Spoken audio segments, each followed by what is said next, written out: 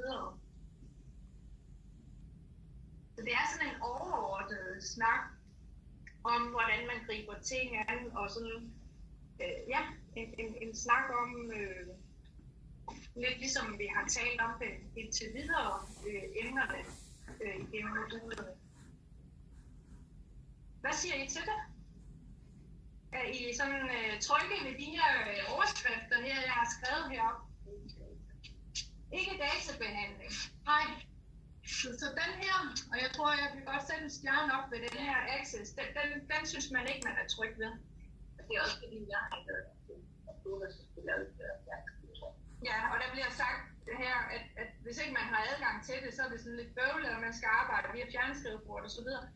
Og ja, det kan jeg godt følge jer i. I morgen, når I skal fremlægge IT, der vil en af dem jo være den her access. Og det er helt bevidst, det er faktisk, fordi så vil jeg rigtig gerne sidde i sådan en lille mindre miljø sammen med jer, og så får vi lige skabt fokus på, hvad er det, I skal vide her omkring det